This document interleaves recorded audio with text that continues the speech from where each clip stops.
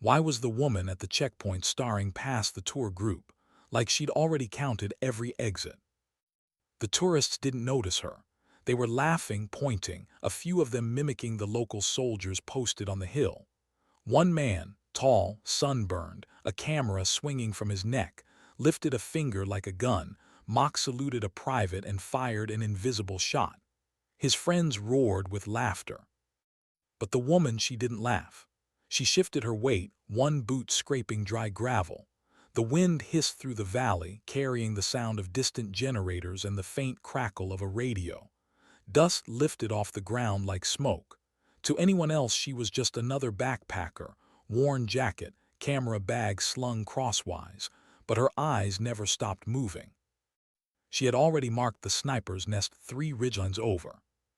And the pattern in the dirt near the water tanker, fresh tire tracks, too heavy for tourist buses. She'd been here before, not as a visitor, not for photographs. The mocking tourist raised his voice again, imitating the accented English of a checkpoint guard. It was meant to be funny, but in her head, the echo wasn't laughter. It was a sound she remembered from a night 2 years ago, a sound that had followed her out of a burning village, the exact timbre of someone underestimating danger, a heartbeat before everything went wrong. She exhaled slow. Her name, at least the one on her passport, was Lee. It wasn't the one stamped on her old mission reports. That name wasn't spoken anymore, not even in briefings. Lee had promised herself she was done. She was supposed to be a tourist today, supposed to be anonymous, invisible. And yet her right hand twitched near the strap of her bag where, wrapped in a scarf at the bottom, a compact communications rig waited, out of place in a civilian's pack. She shouldn't have brought it, but old habits were hard to bury. A radio chirp cut through the warm noon air. A soldier at the gate frowned, adjusted his earpiece, then glanced toward the hills. Lee caught the look, a flicker of concern masked instantly under discipline. She saw the glint first. A single flash of sun on glass, high above, too still to be a hawk's wing. She stepped forward without thinking, her voice low but sharp. Move. The laughing group didn't understand. They kept joking, their cameras clicking. The tall tourist turned, confused, smirking. The shot cracked like a split branch in winter. One sound. No warning.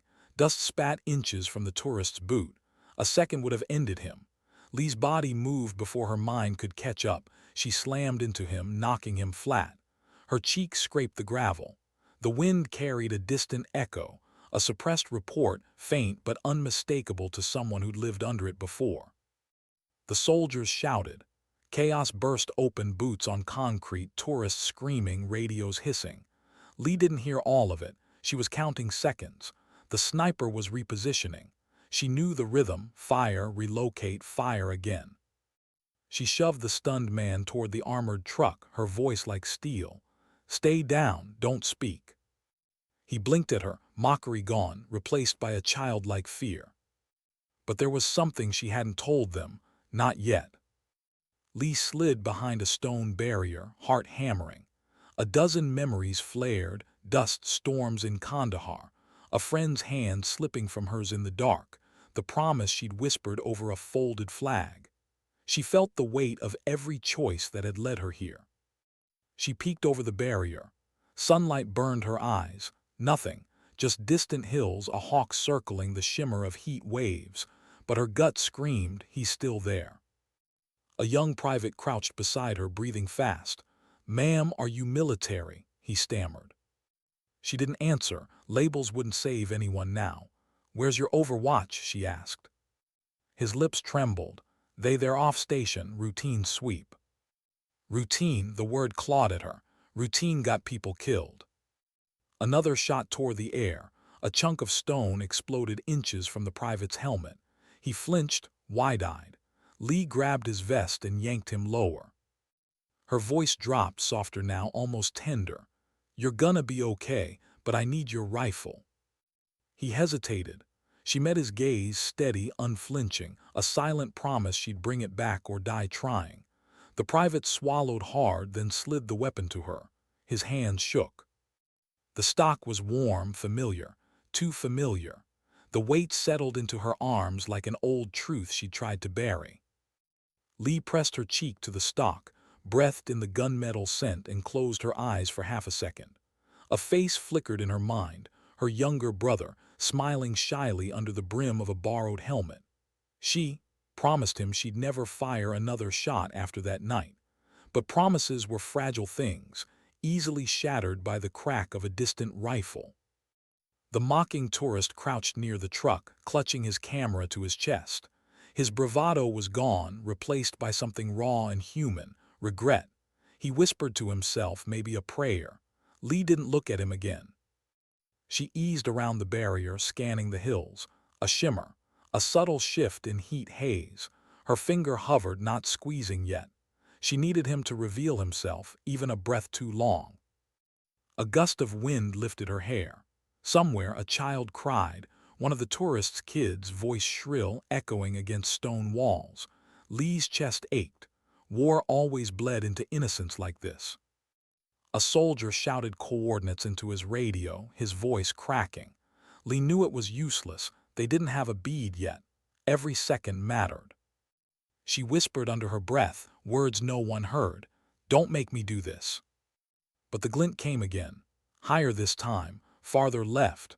A poor angle, desperate, he was relocating faster than she expected. She exhaled, long and controlled. The world narrowed to a tunnel. Sun, dust, breath, heartbeat. She remembered the day she walked away from the program. The metal they pinned on her chest felt heavier than any rifle. She remembered the therapy sessions she left halfway through. The voices telling her she wasn't broken, even when she was. She squeezed. The recoil was gentle. The crack was sharp, swallowed by wind. A hawk startled, winging upward. Then silence. The hills didn't move. Dust drifted lazily. No return fire, no second shot. Somewhere behind her, the mocking tourist whispered, "Is it over?" Lee didn't answer. She lowered the rifle, her hands steady now that the danger had passed, though inside her stomach churned. Her pulse still thundered in her ears. She stood slowly, scanning the ridges for movement. Nothing. She handed the rifle back to the trembling private. He looked at her like she was something out of a story, someone ordinary who had just done the impossible. But she didn't feel extraordinary. She felt tired. Tired of reliving old ghosts. Tired of being reminded that no matter how far she traveled, violence could find her again. She walked toward the tourist group. Their faces were pale, their earlier laughter gone.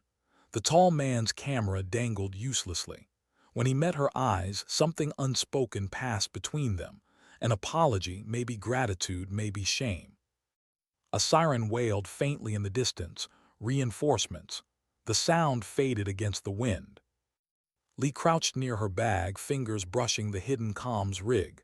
She should dump it, pretend today was just bad luck. But deep down, she knew this wasn't random. The angle, the timing, it was too precise. Someone had been waiting. She felt the tremor in her hands start to return. She clenched her fists, grounding herself against the stone wall. The private approached, hesitant. "Ma'am, whoever you are, thank you." She forced a small smile. "Stay sharp, don't assume it's done." As she turned away, her mind replayed a voice from 2 years ago. Her brother's last transmission, crackling through static. "Promise me, Lee, when it's over, walk away. Don't let it own you." She had walked away. She had tried, but maybe she'd never really left. The valley stretched before her, sun-bleached and deceptively peaceful. The tourists began to murmur, fragile laughter returning in whispers. But Lee's eyes stayed on the hills. The wind shifted, carrying a scent she remembered too well, cordite and dry earth. She knew this wasn't the end of anything. It was the beginning. Somewhere beyond that horizon, someone was watching. Someone who'd seen her move faster than a civilian should. Someone who would report back. The ghost is still alive. Lee took a slow breath, shoulders squared. The choice she thought she'd buried had just been made for her. And as the siren faded, and the first shadow of a circling drone crossed the road, she realized the past wasn't done with her. Not yet. Why was the debrief room lit like an interrogation cell? Lee sat alone at the metal table, the fluorescent light humming above her. The walls were bare concrete, the air too cold for comfort. On the far side of the glass, shadows moved, observers she couldn't see clearly. She tapped her fingers against the steel, a soft rhythm to calm her pulse. Outside this compound, the world thought she was just a traveler caught in a crossfire. Inside, they knew better. A door clicked. Captain Reyes stepped in, tall, broad-shouldered, eyes like sharpened flint. He was one of the few who might remember her by another name. His boots echoed across the floor. He didn't sit. You didn't tell anyone you were coming back. Lee's gaze stayed on the table. I wasn't planning to come back. Then why'd you bring that rig? His chin tipped toward her bag on the floor, confiscated and opened. Inside, her compact comms unit lay exposed like a confession. She inhaled, held it, exhaled. Habit. Rey's jaw tightened. He circled the table slowly. That shot today, textbook counter-sniper. None of my rookies could have pulled it off in that wind. Whoever was on that ridge knew you'd be there. The hum of the light filled the silence. Lee's shoulders tensed. She could feel the weight of every unseen eye on the other side of the glass. Finally she whispered, or knew you would. Reyes stopped. A flicker of something, guilt, recognition, crossed his face. He hid it quickly. We've been picking up chatter for weeks. Someone's testing the border patrol, but this was personal. Lee didn't answer. Instead, she watched a droplet of condensation slide down the metal pitcher on the table. The sound of distant boots marching down a corridor filtered through the walls. Reyes broke the silence. You said you were done. I was. Her voice cracked slightly, then hardened, until I saw him raise that camera like a gun. The captain finally sat. He leaned forward, voice low. If you step back in, there's no walking away this time. Her fingers curled into fists. Maybe I never walked away. They stared at each other, two ghosts bound by missions neither wanted to remember. The door buzzed, opening again. A young intelligence officer entered, holding a tablet. She looked barely old enough to drink, her hair tied too tight. Sir, she said to Reyes, we ran facial recognition on the body. Lee's head snapped up. Body. Reyes kept his gaze steady. The sniper, recon team retrieved him. He wasn't local. The officer swiped the screen. An image flashed. A man's weathered face, lifeless eyes. Lee's breath caught. She knew that face. She'd seen it years ago in a burned-out safe house in Marja province. He'd been younger then, cocky, laughing as he shared smuggled cigarettes with her unit. Her voice was barely a whisper. Camel Rahiri. Reyes frowned. You know him. She nodded once, throat tight. He shouldn't be alive. The officer hesitated. Records say he was killed in 2021 in the same ambush that. She stopped, realizing. Lee's jaw set. The same ambush that killed my brother. Silence pressed in like a heavy blanket. Rey's voice softened, almost gentle. Lee, if he survived that, someone kept him alive for a reason, and if he's here now. Then the ambush wasn't what we thought, she finished. The officer shifted uncomfortably. There's more. His gear had a patch, foreign special forces, no insignia we've seen. Lee's mind raced. Someone had funded him, trained him, redeployed him.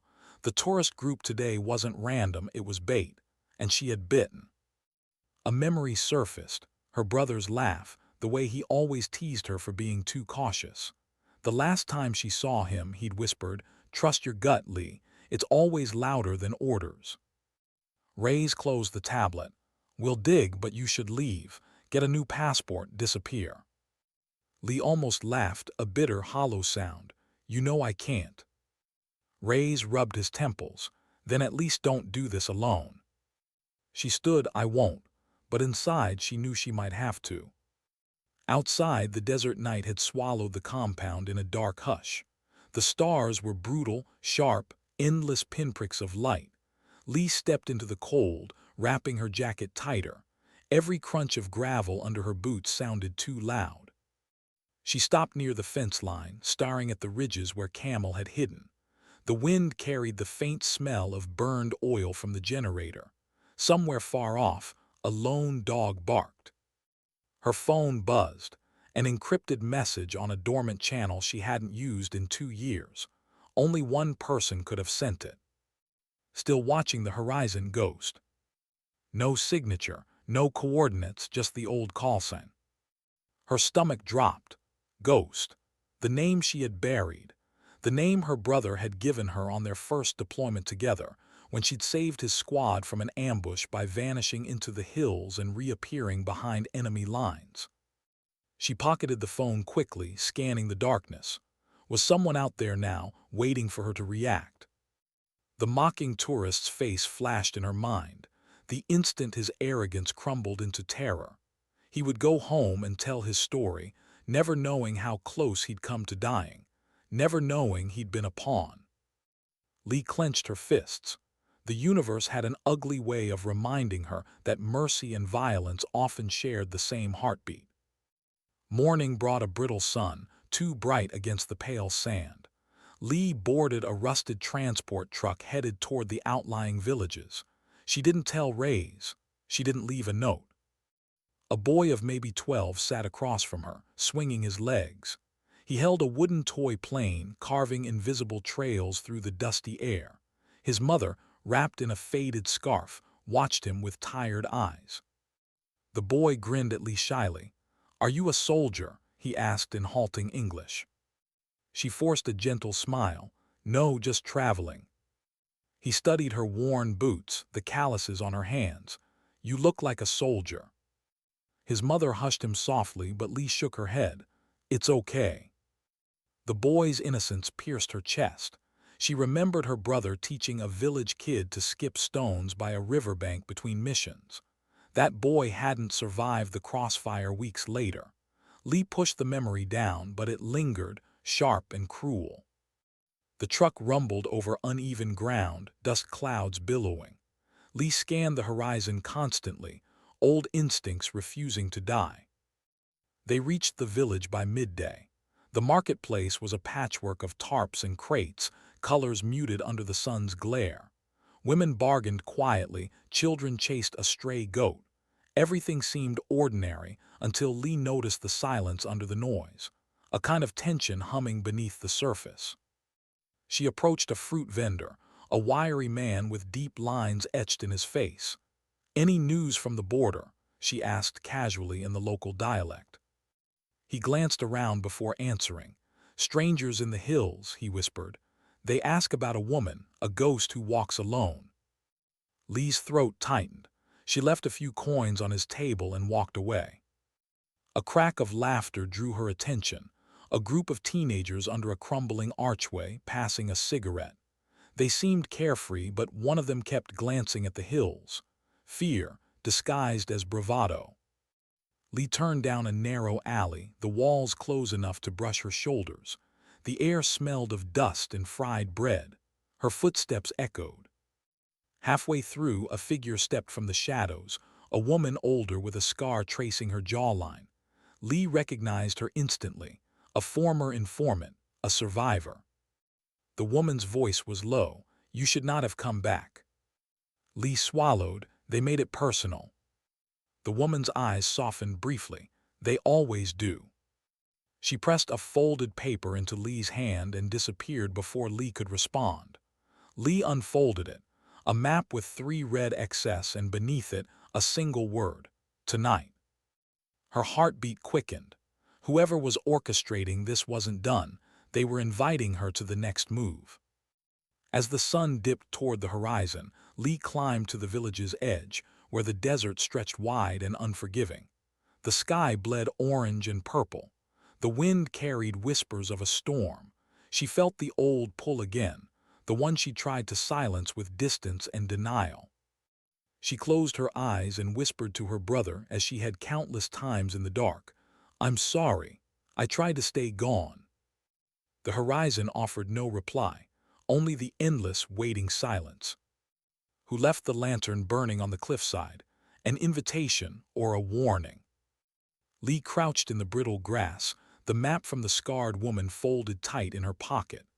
The desert night pressed around her, heavy and breathless. The stars were 1,000 pinholes in black velvet, but the glow on the ridge ahead was the only light that mattered. The wind had turned cold, carrying whispers of sand that stung her cheeks. Her boots made no sound on the rocks. She'd learned long ago how to move like a shadow. The distant wail of a coyote rose and fell, then silence reclaimed the hills. She checked her watch. 22:03. If they'd meant to lure her here, they'd chosen well. A lonely stretch where any sound could carry for miles. A place where ghosts could whisper and disappear. She adjusted the rifle she'd borrowed from the private, its weight both comforting and damning. Every step reminded her of the oath she'd broken tonight. She told herself this wasn't a mission, just unfinished business. But her heart knew better. Her brother's voice, vivid as if he were walking beside her, whispered in her memory, "Never go alone, Lee. Alone is where mistakes breed." She went alone anyway. A crunch of gravel snapped her head around. She froze, breath caught. For a long moment there was nothing, just the desert holding its breath. Then a faint click, metal on stone. Someone was there, watching. Lee slid behind a rock outcrop, slowing her breathing. The lantern's glow flickered ahead, taunting. She wanted to move, but her instincts screamed, "Wait." A figure stepped into the light, a man, lean, hood drawn low. He stood casually as though he owned the night. In his hand, a cigarette ember flared briefly before darkness swallowed it. She couldn't see his face, but his stance was familiar.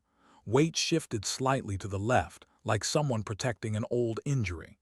Recognition clawed at her chest. Then a second shadow moved, taller, broader, emerging silently behind the first. Two, maybe more. Lee's mind raced. The map's 3 red XS, this ridge was the first. Were the others ambush points or escape routes?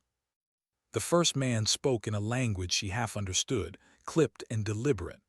A reply came from the darkness to her right, another voice, calm, almost bored. She swallowed hard. They weren't scrambling, they weren't nervous, they were waiting for her. She reached for her comms rig, then stopped. A tiny green LED blinked, active, but she hadn't powered it on. Her pulse spiked. Someone else had. Slowly, deliberately, she powered it down. Too late. Whoever was on the other end already knew she was listening. A burst of static hissed softly through her earpiece, then a voice. A woman's voice, smooth and cold. "Ghost, you're predictable." Lee's breath caught. She hadn't heard that voice in years. Commander Selene Varga, the same woman who'd recruited her into the off-books program after her brother's death. The same woman who vanished with classified intel before everything fell apart. Lee whispered into the night, though no one could hear, "You." The voice on the comm continued, amused. "You should have stayed gone, but you couldn't, could you? Always the martyr." Lee's throat tightened. Memories slammed into her. A rain-soaked rooftop, Varga's hand on her shoulder, a mission gone bad, a betrayal whispered too late. Another voice joined on the comm, male, accented. The tourist was a test, she's still sharp. Lee's jaw clenched. They staged the entire incident. Kamal Rahiri, the sniper, had been bait, and she'd revealed herself in seconds. She exhaled through her nose, steadying her hands. "What do you want, Selene?" Laughter, a short, bitter sound. "Same thing you want, closure, but closure's expensive." A sudden metallic snap echoed, a rifle bolt being drawn back. Lee dove sideways as a shot cracked, splintering the rock where she'd been. Dust rained over her. She rolled behind a boulder, heart hammering. Her palms were slick with sweat despite the chill. She could hear them shifting positions, their boots crunching softly on gravel. Her thoughts flickered to the boy on the truck today, the wooden plane in his hands. He would never understand this world of ghosts and debts, and she hated that she did. She whispered to herself, almost a prayer, "Stay alive, stay unseen." The desert was alive now with quiet movement, gravel shifting, a breath caught, a pebble tumbling down a slope. Lee crawled to higher ground, every motion deliberate. The lantern below wavered as if mocking her caution. Another shot cracked, this one deliberate, aimed wide, hurting her toward the second red X. She hesitated at a fork in the ridge. Left was safer, wider ground, fewer choke points. Right was a narrow cut between rocks, a perfect place for an ambush. They wanted her to choose left, so she chose right. The passage swallowed her in shadow. The walls pressed close, smelling of dry earth and iron. Every scrape of her boots echoed too loudly.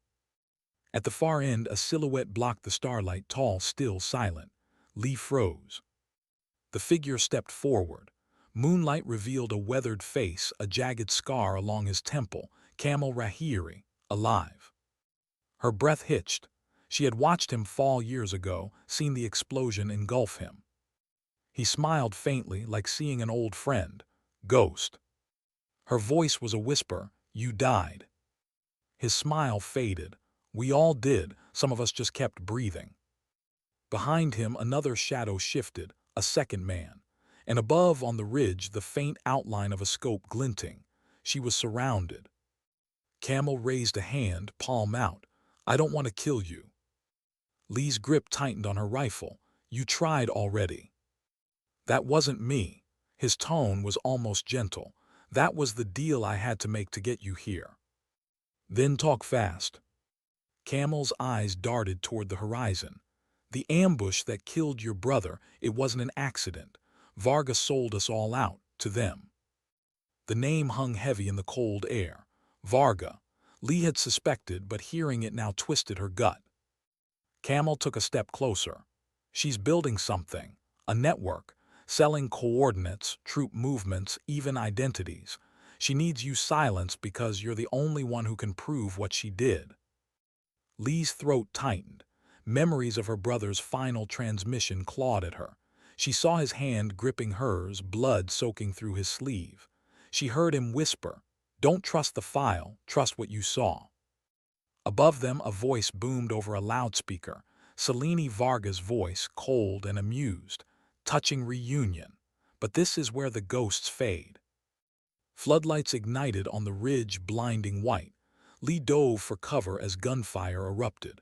Bullets sparked off rock, a staccato scream tearing through the night. Camel fired back, shouting something in a language Lee didn't catch. The second man went down with a cry. Lee scrambled higher, heart pounding. Dust filled her lungs, her ears ringing. She caught a glimpse of Varga on the ridge, tall, poised, her hair whipping in the wind. Varga's rifle was steady, her eyes calm. Lee's mind flashed to the tourist group, the boy with the wooden plane, her brother's laugh. She couldn't let this end here, not like this. She raised her borrowed rifle, sighted in through the chaos. But she didn't fire, not yet. She needed a better angle, needed to draw Varga out. Camel yelled, "Go, I'll hold them." She hesitated. Leaving him felt like betrayal, but staying would doom them both. She met his eyes, brief, understanding. Then she ran. Gravel skidded under her boots, her breath ragged. Gunfire chased her, echoing off the stone walls. She slid down a slope, landing hard on her shoulder, pain flaring. She bit back a cry and kept moving. Ahead, the second red X from the map loomed, a dry riverbed strewn with boulders. The shooting faded behind her, replaced by the distant hum of an approaching vehicle. Reinforcements or hunters. She ducked behind a boulder, chest heaving. The moon slipped behind a cloud, plunging the desert into darkness. For a heartbeat, the world was silent. No gunfire, no voices, just her heartbeat hammering in her ears. Lee whispered into the night to no one and everyone, "I'm not done." Somewhere on the ridge behind her, a single floodlight flickered and died. The hunt had only begun. A single cough echoed through the empty hangar, too loud, too brittle against the distant hum of generators. Elena froze mid-step, boots whispering against concrete, her breath caught. No one was supposed to be here at this hour. She slid her hand toward the pistol on her thigh. Then a shadow detached from the wall. Not an enemy. Just Captain Reynolds, older, silver at the temples, eyes sunk deep from years of watching men die. He carried 2 mugs of coffee, the steam curling in the yellow overhead lights. "You're early," he said quietly. His voice carried the weight of someone who'd seen enough dawn briefings to know what came before them.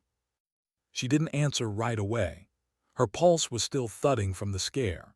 She accepted the coffee, its heat seeping into her palms, a strange comfort against the cold hangar. He studied her face. "You're thinking about tomorrow." "Tonight," she corrected, voice barely a whisper. Reynolds nodded, taking a slow sip. "The target hasn't changed, the timing hasn't changed, but you," he let the thought hang. She wanted to tell him she wasn't scared, that her hands didn't shake when she thought about lining up the shot, but she remembered what fearlessness had cost others. So instead, she said, "I'm not sure if the shot changes anything." The captain's brow furrowed, then softened. "You're not shooting to change the war, Alina. You're shooting to bring our people home." The hangar lights flickered. Somewhere outside, a door slammed against the wind. She thought about the tourist, Mark, the one who had mocked her weeks ago with an easy grin and a cruel bet. His voice still haunted her, not because of the insult, but because she hadn't yet decided what it meant to prove him wrong. Later in the briefing room, the team gathered around a table littered with satellite images and radio logs. Corporal Hayes leaned against a chair, knuckles white around a photograph of his little girl back home. He caught Alina looking. "Her name's Lily," he said quietly. "Turns 7 next week." Alina nodded, the weight of his small confession sitting heavy between them. These were the reasons she couldn't miss, the small, fragile connections people carried like talismans in their pockets. The plan unfolded in clipped sentences. Infiltration, Overwatch, exfil Point Bravo, but under the hard edges of strategy lay a current of doubt, of whispered regrets and unspoken prayers. As the night stretched thin, Alina stood alone outside the barracks. The desert wind clawed at her sleeves, carrying sand and secrets. She thought of her sister again, Anna, laughing on a summer day before the war took her. That loss wasn't just a scar.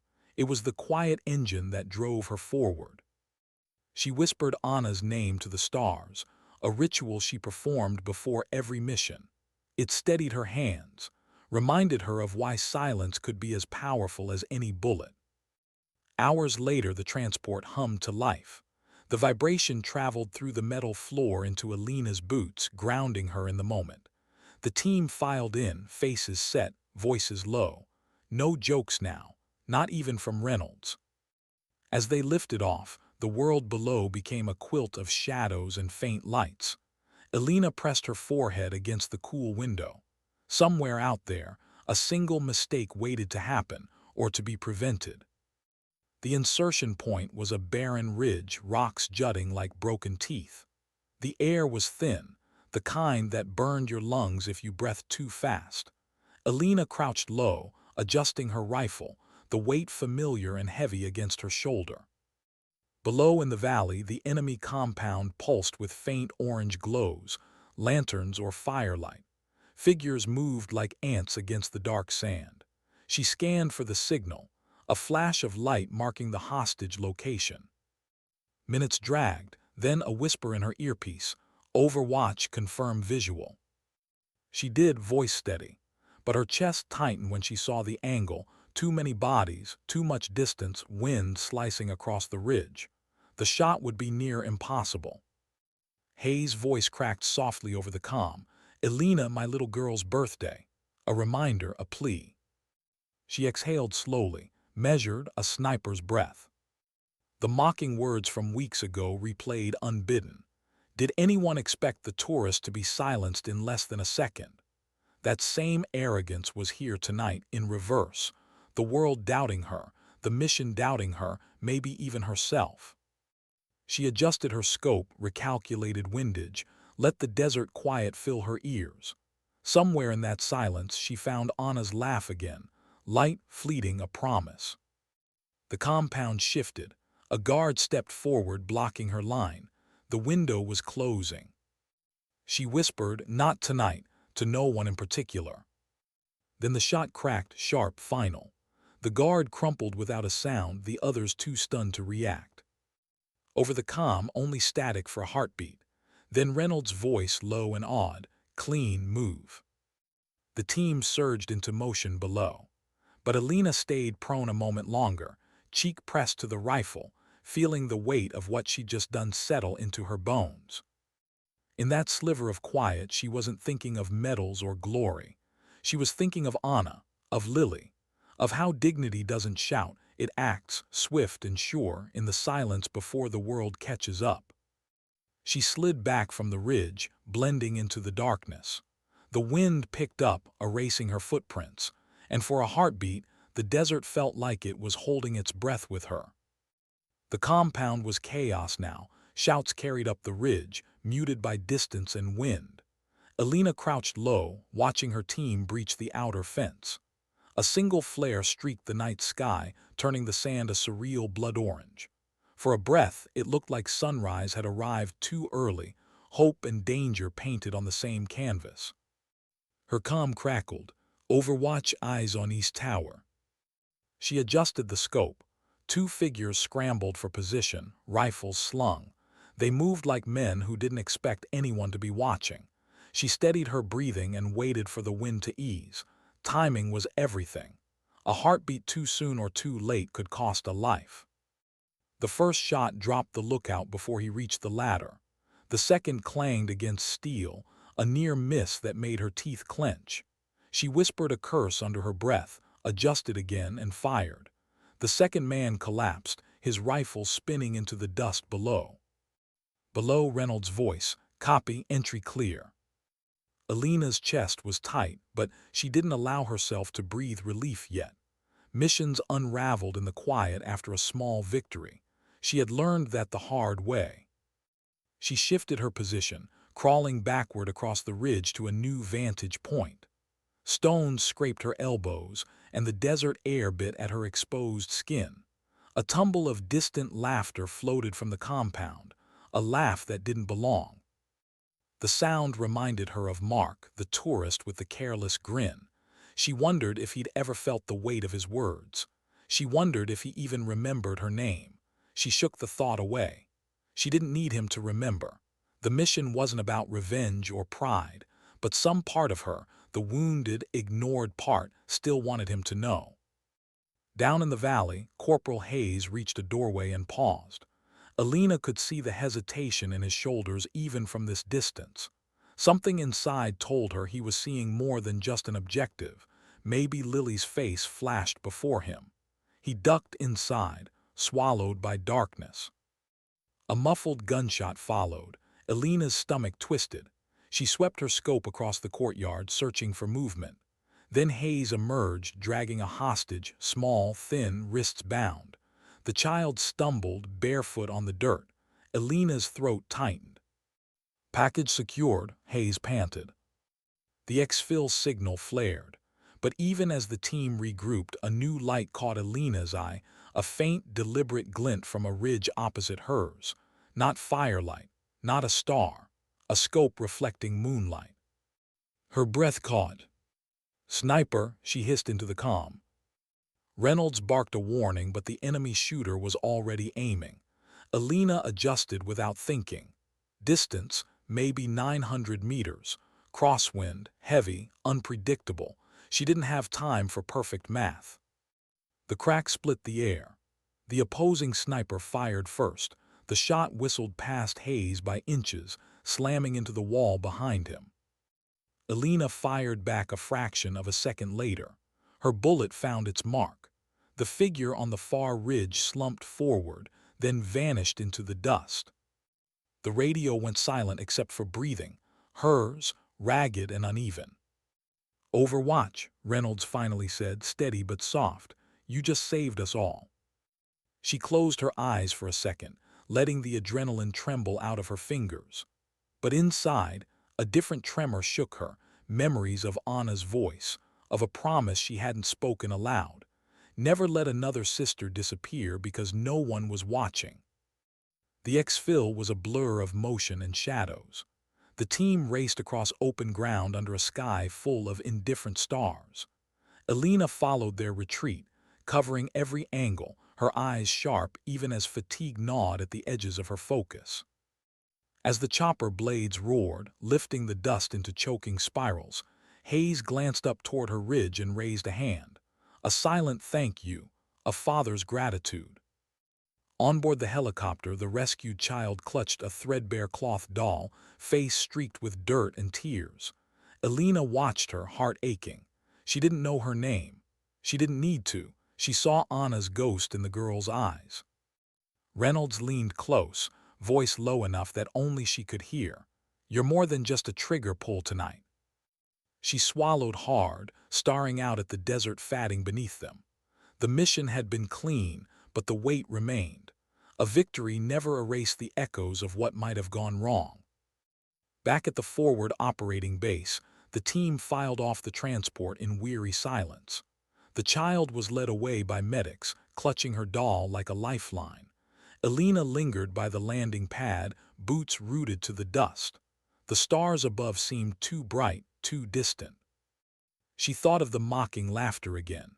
Not Mark's this time, the careless tourist, but her own from years ago, before loss had taught her humility. She wondered how many of her own words had cut someone without her realizing. She whispered into the night, to Anna, to herself. Sometimes silence is the only answer. Reynolds' hand touched her shoulder, grounding her. "Get some rest," he said. "This isn't over." She nodded, but her eyes stayed on the horizon, on the darkness where tomorrow's ghosts already waited. The base settled into uneasy quiet. Somewhere, a radio played a song too soft to catch the words. Elena sat alone on the barrack steps, rifle beside her, coffee cooling in her hands. The desert wind carried faint scents of oil and dust and something older, something like memory. In that moment, she wasn't a sniper or a savior. She was a sister, a daughter, a woman who had carried her grief into a battlefield and found purpose in the silence between shots. And though the world would never know her name, she understood now that she didn't need them to. The night stretched on, wide and endless.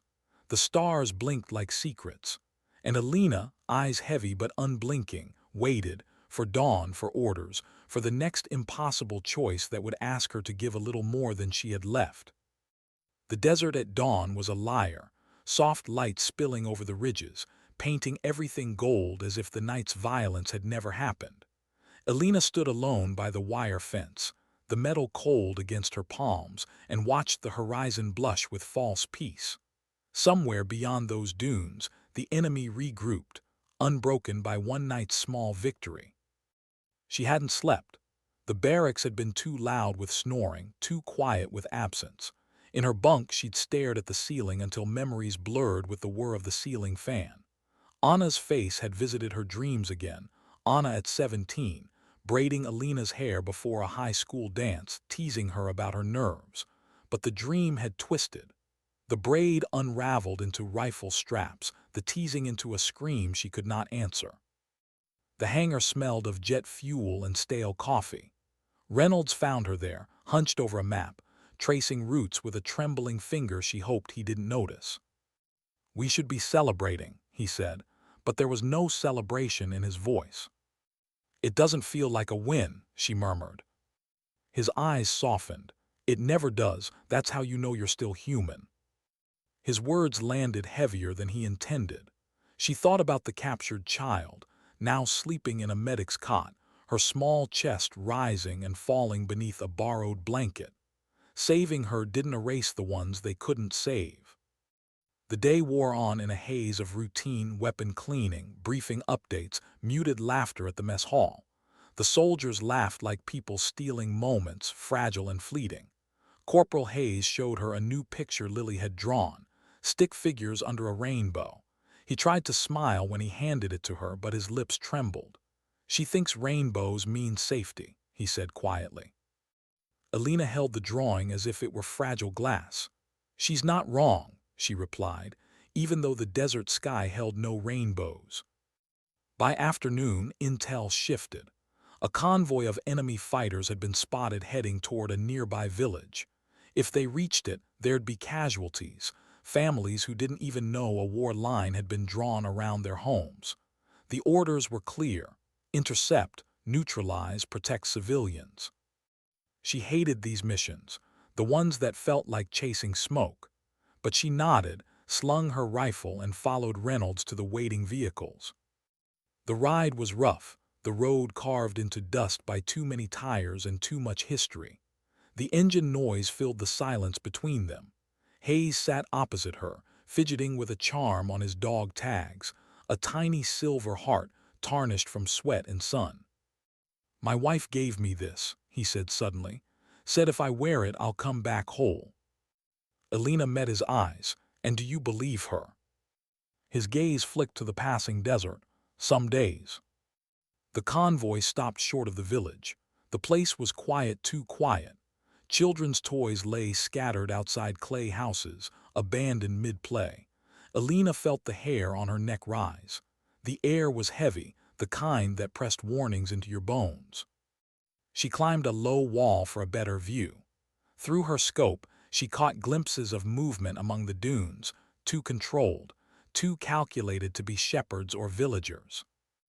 "Ambush," she whispered into her comm. The first shot rang out before Reynolds could respond. Dust exploded near Hayes' boot, and he dove for cover. The sound of gunfire cracked the fragile morning. Elena moved like instinct, calculating wind, distance, angles. She dropped two advancing figures with quick, efficient shots. The world narrowed to the rhythm of breath and trigger pull, but for every target she neutralized, another emerged. Reynolds' voice was a low growl over the radio. "We're pinned. Options." Elena scanned the terrain. A narrow ravine cut through the sand to the east. "There," she said, "if we move now." They sprinted between bursts of gunfire, dust clinging to their sweat-soaked uniforms. Hayes stumbled once, clutching his arm where a bullet had grazed him. Elena grabbed him under the shoulder, dragging him to safety even as another round whistled past her ear. The ravine's shade offered brief relief from the sun, but no escape from the echo of gunfire above. Hayes hissed in pain, teeth gritted. "Lily's gonna kill me if I don't bring this charm back." Elena forced a breathless laugh, even as adrenaline knifed through her veins. "Then you better hang on to it." A distant boom rattled the canyon walls. The enemy was closing in. Elena checked her ammo, too little. Her hands trembled, not from fear but from the weight of every choice. Reynolds crouched beside her, face streaked with sweat and dust. "We hold here until backup arrives." She nodded but didn't speak. In her mind, Anna's voice returned, soft and certain. "You don't have to save the whole world, just the part that's in front of you." Minutes stretched like hours. The world shrank to echoes and heartbeats. A shadow moved on the ridge above, another sniper, patient and deadly. Elena steadied her rifle, exhaled, and fired. The echo bounced down the canyon, and for a moment, silence reclaimed the desert. Hayes looked at her with something like awe. "You just keep doing the impossible, don't you?" She shook her head. "No, just the necessary." The sound of approaching helicopters grew, a distant thrum building into a roar. Relief washed over her in slow, cautious waves. They had survived this one, but as the dust swirled around them, she knew survival was only another beginning. As the team climbed aboard the rescue bird, Elena glanced back toward the village, still standing, still fragile against the horizon. She pressed her lips together, a quiet promise to remember what was at stake. The chopper lifted, blades slicing the sky. Through the open door, she watched the desert stretch endlessly, its secrets tucked into every dune. And somewhere beneath her heartbeat, a thought whispered, one she wasn't ready to voice. This wasn't the last time silence would be her only weapon. The base was quieter than usual when they returned, like the desert itself was holding its breath. Dust swirled in lazy spirals beneath the landing pad lights, the hum of the helicopter fading into the wide emptiness. Alina stepped off last, boots heavy on the metal ramp. She felt every bruise from the firefight, but it wasn't the ache in her muscles that weighed her down. It was the knowledge that tomorrow might demand even more. She passed the medic's tent and glimpsed the rescued child, still clutching her cloth doll, sleeping in a borrowed cot. For a heartbeat, Alina let herself imagine Anna at that age. A flash of soft curls, a laugh caught mid-breath. She looked away before the memory hardened into pain. Reynolds approached, his face carved in tired lines. Intel says the convoy wasn't their main push. They're moving something bigger. We don't know what. She met his eyes. You think it's bait? I think it's worse. He hesitated. We intercepted Chatter, the mocking tourist, the guy who took photos here weeks ago. He's not who he said he was. The words cut sharper than she expected. She remembered Mark's smirk, the way he had dismissed her skill as if she were invisible. He was here to gather intel, she said, her voice flat but trembling at the edges. Reynolds nodded, and now he's in the enemy's hands. The revelation twisted in her gut. Mockery was one thing, betrayal was another, and yet she couldn't shake the thought if he had been careless, he didn't deserve what waited for him out there. The next hour's blurred maps spread across tables, radios hissing with fragmented transmissions. Hayes joined them, his arm bandaged, determination etched into his features. We can't leave him, he said. Not even him. Alina studied the grainy drone photos. An outpost in the mountains, weathered walls, faint lights glowing through slits in the stone. A storm was moving in, clouds rolling across the horizon like a gathering threat. By dusk they were airborne again. The helicopter shuddered in turbulence, rain beginning to streak the windows. Lightning flashed far away, illuminating Reynolds' stern profile for a split second. Once we're in, he said over the calm noise, we have one shot. Quiet, fast, no second chances. Hayes checked his rifle, fingers brushing the silver heart on his dog tags. Alina noticed and forced a steadying breath. The drop zone was a plateau slick with rain. They landed hard, blades whipping water into their faces. Alina led the way down a narrow trail carved into the rock, her boots slipping on wet stone. Every sound seemed amplified, the rattle of gear, the rush of wind through the canyon, the distant rumble of thunder. At the edge of the outpost, they crouched in the shadow of a crumbling wall. Through her scope, Alina could see guards packing under dim lanterns. Beyond them, inside, Mark was on his knees, hands tied, face swollen. But even beaten, there was something in his eyes, regret, or maybe shame. Hayes whispered, "What's the play?" "Distraction," Reynolds said. "Alina covers, we extract fast." But as Alina adjusted her aim, a flicker of movement caught her eye, another sniper, perched high on the opposite ridge, scope glinting in the rain. It was a near mirror of the night she'd saved Hayes. This time the angles were worse, the wind wilder. The sniper fired first. The round sparked against rock inches from Reynolds' head. The world exploded into noise, shouts, gunfire, lightning. Alina dropped to her stomach, mud soaking her uniform and breath through the chaos. She found the shooter in her scope again, but her pulse thudded too loud in her ears. The rain streaked her lens, blurring the image. She wiped it with her sleeve, heart hammering. Hayes fired toward the guards, drawing attention, buying seconds. Alina exhaled and squeezed the trigger. The shot cut through the storm. The opposing sniper crumpled, a shadow swallowed by the rain. "Go," Reynolds barked. Hayes and another soldier sprinted in, dragging Mark out of the outpost as bullets whined past. Mark stumbled, coughing, blood mixing with rainwater on his face. He met Alina's eyes for a fraction of a second, and she saw it, the silent apology he didn't know how to give. The team scrambled back up the slick trail, lightning casting fleeting halos around their helmets. Behind them, voices shouted in a language Alina didn't understand, but the tone was universal: rage. At the plateau, the helicopter's rotors thundered against the storm. Reynolds hauled Mark inside, then Hayes, then the others. Elena climbed in last, the rain hammering the fuselage like 1,000 small drums. As they lifted off, she pressed her back to the cold metal wall and closed her eyes. Relief mixed with unease in her chest, relief that no one was left behind, unease that this wasn't the end. She felt Anna's ghost again, as if her sister were whispering through the storm. Not yet. There's still more to carry. Mark sat across from her, hands still bound, shivering in wet clothes. He didn't speak, but he didn't look away either. The mockery was gone, replaced by something rower, quieter, maybe respect. The helicopter banked toward the base, lightning chasing them across the sky. Outside, the storm swallowed their trail, erasing the evidence of what had almost broken. Elena rested her rifle across her knees and stared into the darkness.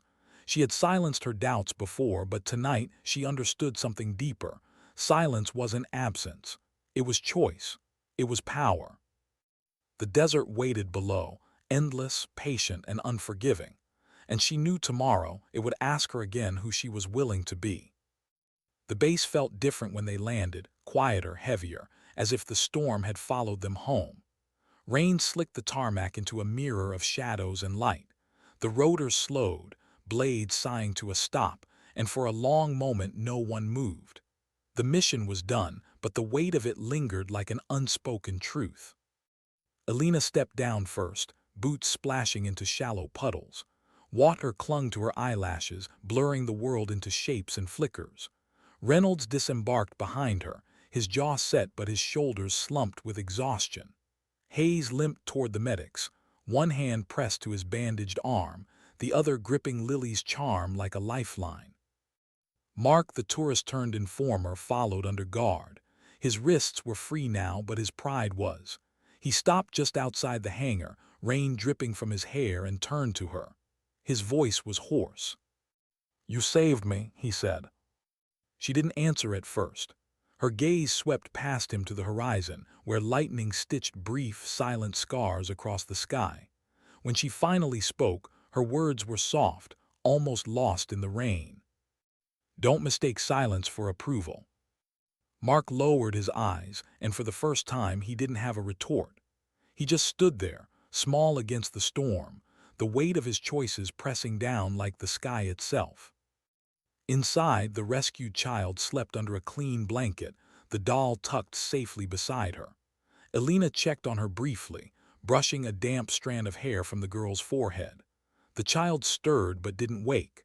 The simple, innocent gesture caught Elena off guard, how something so small could feel heavier than all the gunfire in the world. Later, she found Hayes outside the medic tent, shoulders hunched, staring at the charm in his hand. "You kept your promise," she said quietly. He gave a broken laugh. For now, his voice cracked on the last word.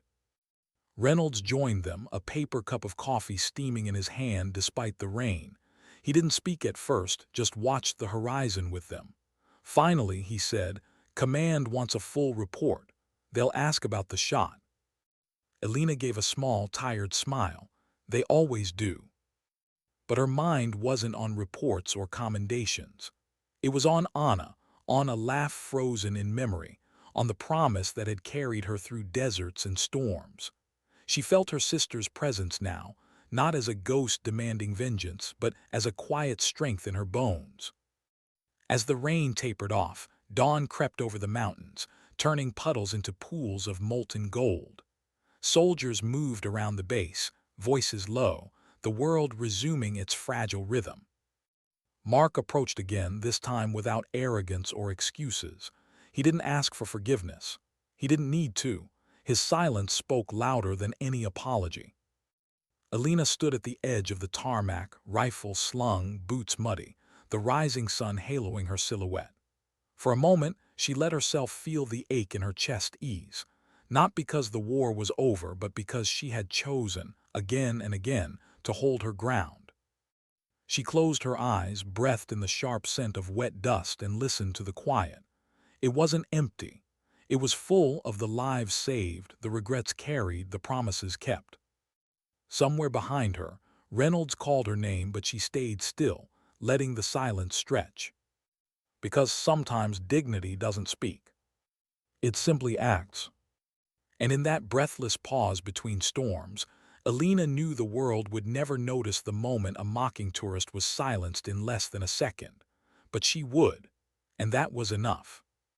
The wind picked up, tugging at her sleeve, as if to remind her the desert never forgets. She opened her eyes, stepped forward into the growing light, and left no words behind, only footprints that the sun would soon erase.